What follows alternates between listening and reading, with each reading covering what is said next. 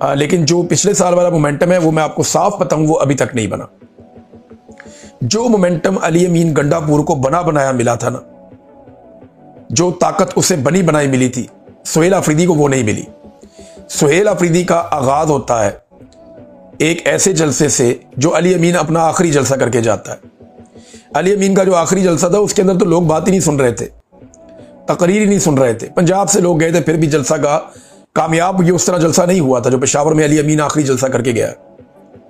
तो ये मोमेंटम बिल्कुल तोड़ कर चला गया था। सुहेल अफरीदी अब उसको ऊपर की तरफ उठा रहा है, करते करते काफी बेहतरी आ गई है। लेकिन मैं आपको साफ बात बताऊं तो पिछले साल जितना मोमेंटम नहीं है जो पाकिस्तान तहरीक इंसाफ ने बना लिया था। लेकिन बड़े सख्त बयान आता है जो अब शुरू हो गए। सुहेल अफरीदी ने कहा कि डी चौक से आजादी लेकर आएंगे या कफन पहनकर वापस आएंगे। ये बात अली अमीन गंडापुर ने भी की थी, लेकिन गंडापुर साहब अपनी बात पे पूरा नहीं उतरे। वो कह रहे थे मैं कफन लेकर जाऊंगा, कफन पहनकर वापस आऊंगा, मर के वापस आऊंगा, गोली खाऊंगा। लेकिन जैसे ही गोली चली अली अमीन गंडापुर डी चौक से फरार हो गए, बल्कि बहुत पहले ही एक चौक था वहां से फरार हो गए। फिर उससे पहले जब मुकाबला करने का टाइम था वो पहाड़ियां चढ़ गए। तो गंडापुर साहब ने सारा मोमेंटम ही तोड़ के रख दिया, एतबार ही लोगों का खत्म कर दिया। अब सुहेल अफरीदी साहब ने यह स्टेटमेंट दिया है, पहले मौका जाया कर दिया गया। देखिए 2024 में और 2025 में फर्क क्या है ये आप समझिए। गंडापुर को ऐसी कौन कौन सी चीजों की सहूलत मैसर थी जो सुहेल अफरीदी को आज मैसर नहीं है। सुहेल अफरीदी को ज्यादा मेहनत क्यों करनी पड़ेगी, ज्यादा काम क्यों करना पड़ेगा, उसकी वजह बताता हूं आपको मैं। सबसे पहली वजह यह है कि 2024 में मौजूदा मिलिट्री रजीम या आसिम मुनीर साहब या शहबाज शरीफ साहब, इनकी डोनाल्ड ट्रंप के साथ कोई यारी नहीं थी। 2024 में ये उतने तगड़े नहीं थे अमेरिका के साथ ताल्लुकात में जितने तगड़े ये 2025 में हो चुके हैं, नंबर एक। नंबर दो, भारत से लड़ाई नहीं हुई थी। भारत से लड़ाई होती है मई 2025 में और उसके बाद उनके तैयारे गिर जाते हैं, जिसकी वजह से पाकिस्तान की एस्टेब्लिशमेंट को यह लगना शुरू हो जाता है कि अब हमें किसी किस्म की बातचीत की या बैकफुट पे जाने की जरूरत नहीं है। हमने एक कारनामा कर दिया, इसी के भरोसे हम बहुत टाइम गुजार लेंगे। आसिम मुनीर साहब के पास ये ताकत कभी नहीं थी जो आज है। आज वो फील्ड मार्शल भी है, ताहयात इस्तिस्ना भी है और ताहयात मुराद भी है, उनको हटाने का तरीकाकार भी कोई नहीं है। तो आसिम मुनीर साहब 26वीं और 27वीं तरमीम के बाद अपने तौर पे अपने आप को नाकाबिल तस्खीर बना चुके हैं। उनके दिमाग में तो यही चल रहा है ना, वो तो मेरा रब जानता है कि हकीकत क्या है और किसी के साथ होना क्या है। वो तो एक एक पत्ते के बारे में इल्म रखता है, तो होगा क्या वो तो हमारा रब जानता है। लेकिन वो इस कदर इख्तियारात के मालिक नहीं थे पिछले साल जब गंडापुर था। आज उनके पास बहुत इख्तियारात हैं। फिर चौथा ये है कि तहरीक का मोमेंटम बड़ा बना बनाया मिला था गंडापुर को, बड़ा तगड़ा। जब पहला जलसा हुआ ना तो 10 किलोमीटर तक अवाम ही अवाम थी, यानी जलसागाह तक पहुंचना एक बहुत बड़ी मुसीबत बना हुआ था, मुझे अच्छी तरह याद है।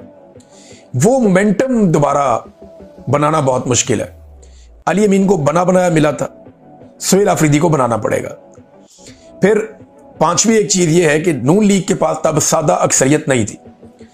नून लीग की हुकूमत चलाना उनके लिए इतना आसान नहीं था। उन्हें पता था कि इत्तेहादियों के बगैर उनकी हुकूमत धड़म से गिर जाएगी। मखसूस नशिस्तें भी उनके पास नहीं थी। लेकिन अब जैसे ही ये होता है तो मखसूस नशिस्तें उनके पास चली जाती हैं और सादा अक्सरियत भी उनके पास चली जाती है। तो नून लीग हो गई तगड़ी, ये पहले नहीं थी। तो ये जब सारी चीजें आप प्लस माइनस करते हैं तो अली अमीन गंडापुर के पास मौका आसान था, ज्यादा था, बड़ा था। सुहेल अफरीदी के पास उतना मौका नहीं है, कमजोरियां ज्यादा हैं और यहां पे उसको मेहनत ज्यादा करनी पड़ेगी, भाई इतनी सी बात है। फिर इमरान खान साहब ने भी अब वही बात की है जो सुहेल अफरीदी ने की। इमरान खान साहब ने तो साफ कह दिया, या आजादी या मौत। इतनी क्लैरिटी पाकिस्तानियों में लानी पड़ेगी।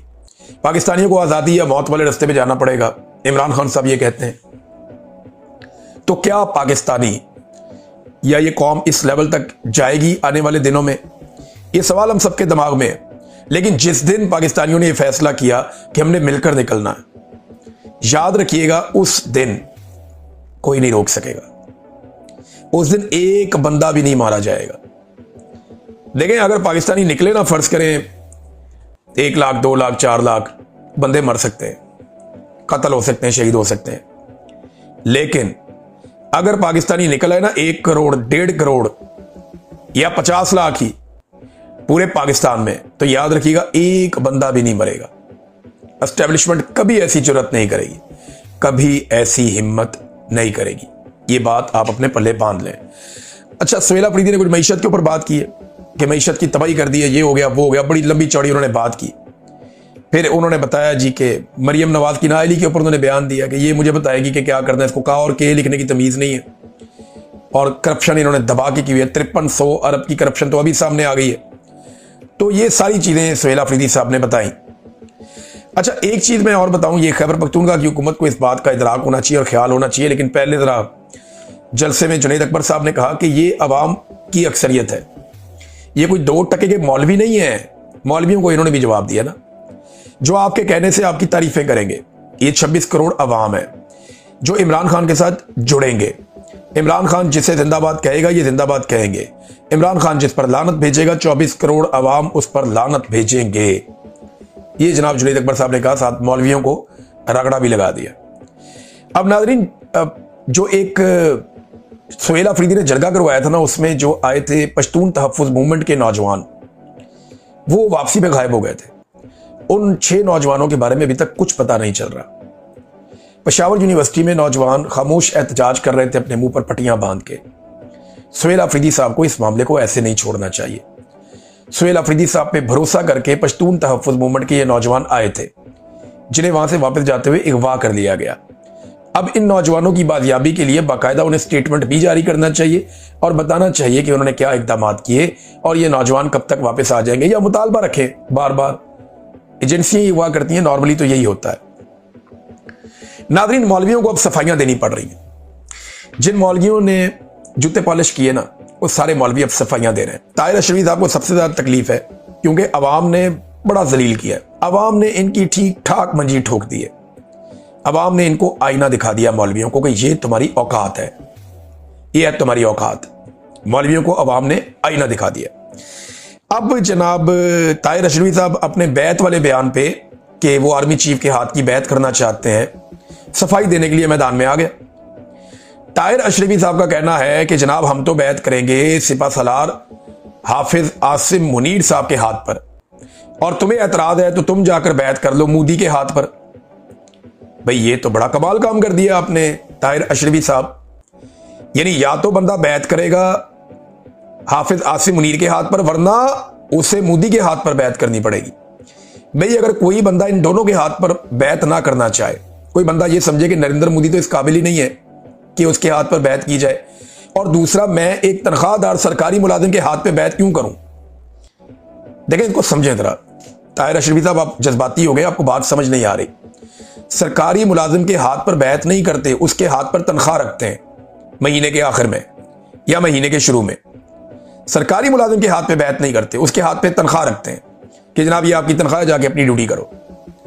क्योंकि सरकारी मुलाजिम तब्दील हो जाता है, एक जाएगा, दूसरा आ जाएगा, तीसरा आ जाएगा। आप किस किस के हाथ पर बैत करेंगे? ये बैत करने का मामला जो है, ये रिलीजियस मामला है। ये बैत करने का मामला जो है, ये आपके ईमान के साथ जुड़ा हुआ है। ऐसा नहीं हो सकता कि एक कुर्सी के ऊपर एक ऑफिसर बैठा है, उसकी बैत कर लें, दूसरा आया उसकी बैत कर लें, तीसरा आया उसकी बैत कर लें। ये ऐसा नहीं होता। ताहिर अशरफी साहब सरकारी मुलाजिम के हाथ पर तनख्वाह रखते हैं, उसके हाथ पर बैत नहीं करते। और आसिम मुनीर साहब के हाथ पर बैत करने पे अगर लोग तनकीद कर रहे हैं आप पे कि आपने ये गलत कहा, तो फिर आप ये नहीं कह सकते कि फिर वो जो तनकीद कर रहा है वो जाके नरेंद्र मोदी के हाथ पे बैत कर ले।